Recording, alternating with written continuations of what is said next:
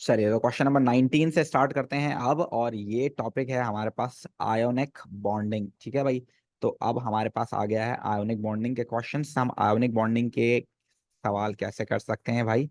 तो अगर आप आयोनिक बॉन्डिंग की बात करते हो तो आयोनिक बॉन्डिंग में सिचुएशन ये है हमारे पास कि हमें इसकी प्रॉपर्टीज अच्छे से याद होनी चाहिए कि आयोनिक बॉन्डिंग जो है उन सॉलिड होते हैं आमतौर पर, उनका मेल्टिंग बॉइलिंग पॉइंट हाई होता है, पानी के अंदर सॉल्युबल होते हैं, ऑलमोस्ट ऑलमोस्ट ऑलमोस्ट सारे पानी के अंदर सॉल्युबल होते हैं। उसके अलावा दे can conduct electricity in मॉल्टन and aqueous states but not in solid state. तो ये इन्फॉर्मेशन आपको पता होनी चाहिए। वो फॉर्म कैसे होते हैं ये भी पता होना चाहिए आप लोगों को। ठीक है भाई, चलो स्टार्ट करते हैं। The table shows some properties of four substances, all right, which substance is an ionic compound. तो भाई आयोनिक कंपाउंड का मेल्टिंग पॉइंट हाई होता है। This is what we need to keep remember, they have high melting point. ये definition आपको, ये physical property आपको याद होनी चाहिए। अगर आपको ये फिजिकल प्रॉपर्टी याद होगी तो इसका मतलब है ए आंसर इसका राइट नहीं है। Then they can conduct electricity in aqueous state but not in solid state. तो ये अगर डेफिनेशन आपको याद होगी तो इस हिसाब से आपको ये पता चल जाएगा कि यार ये भी गलत है, ये भी गलत है, और ये भी गलत है। ठीक है ना, तो इस हिसाब से हमारे पास आंसर सिर्फ एक ही बचा, दैट इज बी, जिसके अंदर सारी प्रॉपर्टीज आपके पास आ रही हैं। High melting point, can not conduct electricity in solid, soluble in water but conducts electricity in aqueous state. That is what you need to keep remember. ये फिजिकल प्रॉपर्टीज बड़ी जरूरी हैं, याद होनी चाहिए। उसके बाद अगर आप बात करेंगे किसकी, क्वेश्चन नंबर 20 की, तो in this question you have an idea about how ionic compounds form. There is a transformation of electron from one atom to the second atom, and the atom that is going to transfer electrons are metals, and the one which is receiving electron must be non-metal. तो ये आपको पता होना चाहिए। अगर वहां लफ्ज आप शेयर का पढ़ें, so you need to keep remember कि भाई यहाँ पर आयोनिक बॉन्डिंग में शेयरिंग नहीं होती, इलेक्ट्रॉन ट्रांसफर होते हैं। तो ये डेफिनेशन मैंने आपको आयोनिक बॉन्डिंग में पढ़ाई भी थी, होपफुली आपको याद होगी। They are asking when a piece of sodium is heated in air, it reacts with oxygen to form ionic compound sodium oxide. So sodium oxide is an ionic compound. So whenever you talk about an ionic compound, so there would be a transference of electron from metal to non-metal. There would not be sharing. There is a transfer of electrons from metal to non-metal. So keep in your mind. तो पहले ही दो answer पढ़ने से पहले ही मैंने आपको बता दिया, दो आंसर तो बेकार हैं इसमें।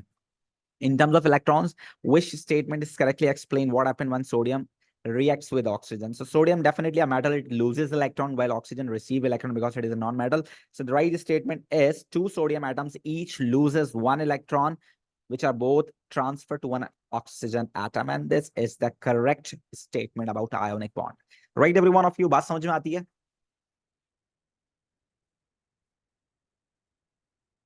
इसी तरह से एक और सवाल आपके पास है, फॉर्मेशन ऑफ कंपाउंड्स भी आपके पास आ सकता है। कंपाउंड के बारे में बात करें तो X represent element of atomic number 8। You need to keep remember कि इसका प्रोटॉन नंबर या एटॉमिक नंबर 8 है, तो इसके पास टोटल 8 इलेक्ट्रॉन्स होंगे, 2,6। और जब ये आइन बनाएगा तो इट मस्ट बी -2 आइन, ये हमेशा -2 आइन बनाएगा। You need to keep remember this.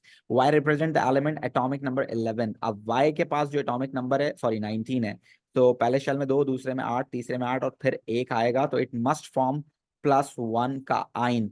They are asking the two elements react together to form a compound which correctly describe. देखो एक पॉजिटिव है एक नेगेटिव है, तो कंपाउंड आयोनिक बनेगा। इनका फॉर्मूला क्या बनेगा, देखो बच्चों, x 2- है, y 1+ है, तो ये 1 इधर ये 2 इधर, तो फॉर्मूला क्या बनेगा, xy2 या y2x, मर्जी है आपकी, दोनों ही लिख सकते हैं, एक्सेप्टेबल हैं दोनों। तो इसमें कौन सा वाला लिखा हुआ है सही, y2x यहाँ लिखा हुआ है, तो this is the right answer. ठीक है भाई बच्चों, ये आपको बात समझ में आनी चाहिए आयोनिक बॉन्डिंग के लिए। Then they are asking for the compound form between element X and Y is ionic. Ionic compound है भाई, जब वो आयोनिक कंपाउंड है तो उसमें क्या सिचुएशन हो सकती है, एक मेटल और एक नॉन मेटल आपस में जो है बॉन्ड बनाएगा, मेटल इलेक्ट्रॉन लॉस करेगा, नॉन मेटल रिसीव करेगा। ठीक है, तो ये बातें आपको पता होनी चाहिए। Which statement about element X and Y is correct. X and Y both are the left hand side of the periodic table. भाई लेफ्ट हैंड साइड पे तो मेटल्स होते हैं खाली, तो दोनों लेफ्ट हैंड साइड वाले कभी भी बॉन्डिंग नहीं कर सकते। X and Y both are the right hand side, right hand side पे सारे नॉन मेटल्स होते हैं, तो वो आपस में रिएक्शन करेंगे तो कोवेलेंट बॉन्डिंग बनेगी। X and Y both are transition metal, transition metal भी ये काम नहीं करते। X is an element at the opposite side of the periodic table from Y. That is the right answer. Left hand side are always metal, right hand side are always non-metal. When they combine together, they will give you a ionic bond compounds, right? So D would be the right answer for this MCQ. Then question number 23, you must not remember the diagram. You just need to keep remember that every positive is attracted by the negative. So her positive के बराबर में negative होना चाहिए. Which diagram correctly shows the arrangement of ions in solid sodium chloride? तो हर sodium ion के बराबर में chloride ion होना चाहिए. तो सोडियम अगर सोडियम के बराबर में है तो it definitely repel each other, तो ये आंसर नहीं हो सकता. सोडियम सोडियम के बराबर में तो it definitely repel each other, तो ये आंसर नहीं हो सकता. सोडियम और सोडियम आप आपस में बराबर बराबर में है तो ये डेफिनेटली एक दूसरे को रिपेल करेंगे, ये आंसर नहीं हो सकता. Every positive should have negative beside it, तो इसके बराबर में एडजेसेंट वाला जो इसका एलिमेंट है दैट शुड बी नेगेटिव आइन शुड. तो right answer for this MCQ would be A. ठीक है भाई बच्चों, सो ये आपने याद रखना है. Then, if you talk about 24, which statement explain why magnesium oxide have a very high melting point? And definitely, this is an ionic compound, and we know this. The ionic compound have a strong electrostatic force of attraction between oppositively charged ion. That is why they have high melting point. We have learned this before theory paper, right, bachcho? So magnesium atom and oxygen atom are joined by strong covalent bond. Not at all. They are crystal lattice, just like diamond. No, not at all. The magnesium ion are strongly attracted towards oxide ion, and that is the right statement. Right बच्चों, positive और negative बड़े strongly एक दूसरे को attract कर रहे होते हैं, इस वजह से वो बड़े स्ट्रांगली अट्रैक्टेड होते हैं एक दूसरे से. Then which substance is an ionic compound? So we know this, one metal and the other is non metal would form ionic compound. So ammonia, both are non metals, nitrogen and hydrogen.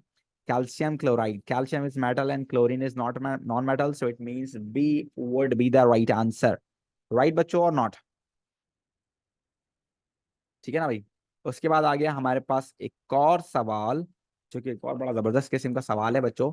देखिए देखिए रहा, the table shows information about the ability of four substances to conduct electricity. W does not conduct electricity in any condition, तो it must be non metal, right, और covalent compound, right, covalent molecule कह सकते हैं हम इसको. X conduct electricity in aqueous solutions only, and it must be an acid. Conduct when molten and solid, it must be the metal. Conduct electricity when molten and aqueous, so it must be an ionic compound. ठीक है भाई, तो ये बात आपको obvious होनी चाहिए. तो W should be non metal, solid metal होगा तो इलेक्ट्रिसिटी कंडक्ट करेगा. X should be acid and it should be metal, and this should be ionic compound. So the right answer for this MCQ would be C. And then here is covalent bonding. ठीक है भाई, इससे पहले मैं covalent bonding की तरफ जाऊं, ionic bonding से कोई रिलेटेड सवाल है तो आप लोग पूछ सकते हैं. जी बेटे इब्राहिम अंसारी. सर हम ऐसा कह सकते हैं कि हाइड्रोजन क्लोराइड जो है वो आयोनिक कंपाउंड भी है और एसिड भी है। बेटे वो एसिड है और वो कोवेलेंट कंपाउंड है, उसके अंदर आयोनिक बिहेवियर होता है, जो कि आप नेक्स्ट ईयर में इंशाल्लाह एएस में पढ़ेंगे कि ऐसा क्यों हुआ. ठीक है. अच्छा नहीं सर, उसमें हाइड्रोजन पॉजिटिव और हाइड्रोजन, क्लोराइड हाँ नेगेटिव हाइड्रोजन होता है। नॉन मेटल है ना बेटा, दोनों ही नॉन मेटल है. हाइड्रोजन और क्लोरीन अच्छा दोनों नॉन ठीक है मेटल सर। है ना. और हमने ठीक है सर। HCl का जो स्ट्रक्चर बनाया था, अगर आपको याद हो, वो भी हमने कोवेलेंट के फॉर्म्स में बनाया था. ठीक है ना जी. और किसी का कोई सवाल बच्चों? चलिए तो भाई यहाँ पर हम इस टॉपिक को एंड कर देते हैं.